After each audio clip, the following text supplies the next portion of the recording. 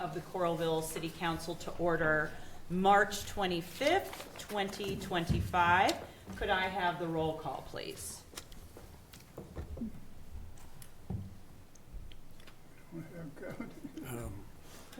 Knutsen's here. Okay. Oh, Here comes Ellen. Great. You know our names, right? yes. Okay. Roll call. Knutson. Here.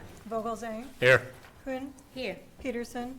Goodrich. Here. All council members except Councilmember Peterson are present, as is the mayor, the city clerk, the city attorney, the city administrator, and several other staff in the audience. I would entertain a motion to approve the agenda. So moved. Moved by Nguyen, Second. seconded by Vogelzang. All in favor, please say aye. Aye. Aye. The agenda is approved. Okay, on to the first and only item on this special meeting agenda. We have a public hearing for our fiscal year 2026 property tax levy. And this is a relatively new step in the process. Iowa House File 718 requires a separate meeting for a public hearing on the property tax levy. So I'll open the public hearing, and let's start out with a presentation from our finance director, Ann Hester. Take it away, Ann. So this step in the budget is to notify the public about property tax changes. Coralville's property tax levy rate is established by the city with limitations set by Iowa legislature. Proposed property tax levy rate for fiscal year 2026 is just under $14.53 per $1,000 of taxable valuation. This is a decrease from last year's rate of $14.55. There has been a decrease in all levy taxes except for transit that experience some loss of federal funding. Factors affecting property taxes. It could be property value changes due to county assessment updates or home improvements, tax rate changes by the city, county, school district, and other taxing entities.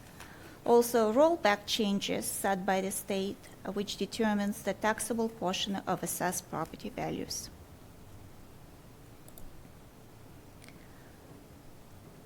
About 37% of the property taxes will go to the city to provide services to citizens and businesses. Some considerations for this budget. For fiscal year 2026, Coralville overall taxable property value increased by 3.67%. However, under state legislation, and 1% limitation factor was applied, and that was for the growth over 2.75%, resulting in an adjusted revenue growth of 2.65% for the general fund levy. The budget notices that have been mailed show a hypothetical 10% property valuation increase, and that was for illustration purposes only.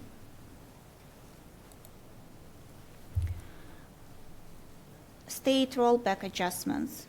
Residential property rollback increased from 46.34% to 47.43%. Multi-residential property, the same percentage would apply for multi-residential. And for commercial and industrial property, rollback remains at 90% with the first 150 of the assessed value subject to residential rate. This provides a history of rollback, and looking at residential, that will go up to 47.43%. Residential has been up and down throughout the years, and some years it has been, it was significantly higher. Impact on property owners. Despite a lower city tax rate, the increase in the state property tax rollback percentage will affect the total property tax amount. For residential property owners, property tax paid to the city will increase by $15, just over 2% annually per $100,000 of assessed valuation. For commercial property owners, property tax paid to the city will increase by $22 for the first $150,000 of valuation. In summary, Coralville's property tax amount reflects a lower city tax rate but a higher state property tax rollback percentage. The city continues to manage funding needs for providing services to citizens and businesses in a growing community, and public input and understanding of the changes are important in the budget process. Okay, thank you. Any question? Yeah. Okay, yeah, thank you very much for that overview. I think what we'll do next is we will take public comment on this. I will just note that we have had some written comments. Do you want to overview those for us, please, Thor? Yes, we received an email from Ann and Rick Riley stating their concerns over raising the property tax and are not for it. And then we received another one more recently from Patrick Vidal, manager of WeHop LLC, concerned about how the rates will affect his renters. Excellent.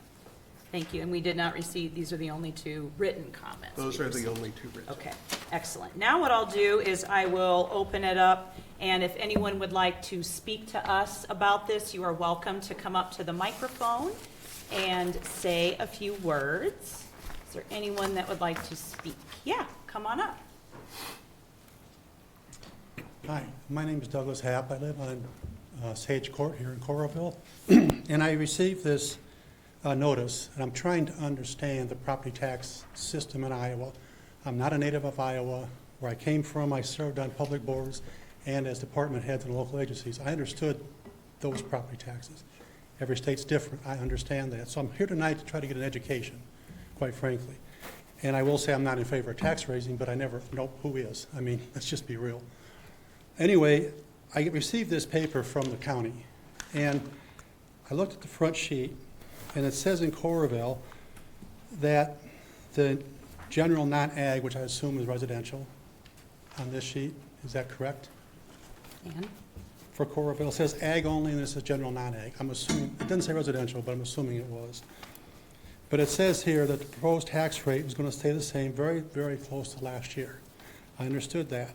But it says the current property tax and proposed property tax, the proposed property tax is increased by $788,000. Now, is that going to be from the, which is around 3.5%? Is that from inflation, assessed valuation of the properties, or whatever? But then I turn to the back page, and I'm only going by the sheet because that's all I have. It says on the city here, the rate's going to go up 12.46%. I don't understand the differential in numbers and how they were arrived. I'm just trying to figure this out, to try to understand it. I'm not saying it's a bad budget. I'm not saying it's a good budget. I just don't understand it, so I don't know. I just wanted to ask. Come tonight to try to get some handle on, since we're now residing in Iowa, I'm trying to figure out how this works, because local government always interests me, in past and present too, and I just was curious how this works. Yeah. So can somebody explain to me how this works? Sure, Yeah, so so the back where you see a 12% increase, that's that hypothetical property value increase of 10% growth. It's just hypothetical illustration only. This is something that has been, is every city, county has to provide that information due to the state requirements. It's not a real increase. This is just illustration purposes only. The properties on average in Coralville only increased on average 3.67%. And there was a limitation percentage that has been applied that adjusted that increase to 2.65% on average. Of course, each property is different, and I know the county auditor is, if there are any questions about the assessment, that would be a question to the Johnson County. Okay, now the legislature a couple years ago passed that my property tax can't go up in some total more than 3% per year. What happens if the city raises their 4%, the county goes up 4%, the schools go 4%? My taxes are going to go up 4%. But didn't the legislature pass a law saying you couldn't, back when Iowa took a huge jump in assessed valuation here 2 or 3 years ago of 20-some% average across the state, I thought they passed a law saying that you couldn't go more than 3% per year. And I understand you go 3, you'll get to 20 eventually. But how does that work? Well, that, it isn't actually 3%, there's a rolling scale, and so it depends on how much, what your individual city grew, and then they have a rollback of a percentage. In our particular case, it was 3.6% is what the growth rate was, and so they roll it back by 1% under the state law, so in Coralville's case, it can go up 2.6%. It's dependent on how much your individual community raised in percentage-wise, and then they have a rolling scale coming back. It's either you get, if you're under 2.7%, you get the full increase percentage-wise. If you're between 2.75 and 3.99, you get a 1% decrease, excuse me. And if you're over 3.99, you get a 2% decrease. The legislature sets that? The legislature set that. Okay, that's what's foreign to me, because where I came from, the legislature had nothing to do with local property taxes. Yeah. Except they passed a law what your limits were. And then we had to, as boards, we had to figure it out within those statutes. Yeah, no, they set that law, and that was 2 years ago when they set Right, those okay. percentages. The rollback, that's a formulated thing? That's a formula that dates back to 1970 something, and it's a connection between ag values and residential values, and so the two are connected, and that's what they're discussing right now as to whether to eliminate that connection or not. Well, I've been having conversations with Representative Jacobian. He's asked me if I could help him, and I'm like, I don't understand your system, so I can't help you. It's very confusing. Where I'm from, it was a very simple Yeah. system, and I said, I know what I came from, I could tell you all about it, but this one I'm trying to figure out, Right, and because that stuff interests me, it just yeah, does. and the letter is not very understandable, and the Yeah, county, when they were dictated by the state what to send out. Okay, because the county hearing's tomorrow night, and I was gonna try to go there to Yeah. get more of an education as well. Yeah, and the county auditor, I met her yesterday, and she has some very good information to share in regards to Okay. what the actual numbers are compared to the mailing that they sent out. And I would just add that there's a good chance that we could see some more changes, Yeah. because they are currently looking Yeah. at some additional reform, and the legislation is extremely complicated.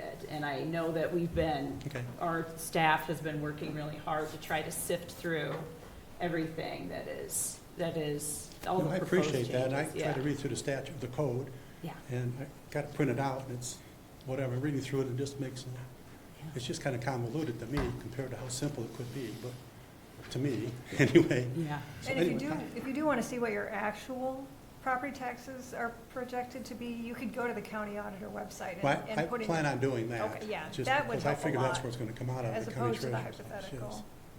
Yeah, I do think that sheet is confusing also. Well, it was very confusing to me. Yeah. I looked at it, and the numbers just didn't add up Yeah. to me, so I just thought, well, I'll come down and be educated, so I appreciate your Yeah. time. Thank Thank you. you. Thank you for coming and asking your questions. Does anybody else have any comments that they would like to share at the mic? Okay. Do we have any other discussion amongst the council on this? Just want to say thank you to our staff. I know that, I totally understand. It is very confusing, and again, a lot of things have changed. Things are going to continue to change, and hopefully we can get some more information about the, what's coming down the pike with this next round of legislation. But it has been very complicated. I know we've had some other, advocacy groups like the Iowa League of Cities that have been really trying to help municipalities understand and navigate a lot of these changes as they have been occurring. Any other comments from the council? And I do just want to add, this hearing is just for the property tax levy. We will have another public hearing on the entire budget, and that is on our regular meeting agenda to actually set the public hearing for the entire fiscal year 2026 budget. And just a preview, we have that on the agenda, that we'll be setting that public hearing on April 22nd, April 22nd of the coming month. So what we're doing tonight is just the levy, and then we'll do the full budget at that meeting on April 22nd, just for clarification purposes. Do we have any other comments or any questions or any final thoughts before I close the public hearing? All right. Well, with that, I will close the public hearing. And then, since that is the only item on this special meeting agenda, I would entertain a motion to adjourn. Moved by Nguyen, seconded by Vogelzang. All in favor, please say aye. Aye. We are adjourned. Okay, so in about 15 minutes, our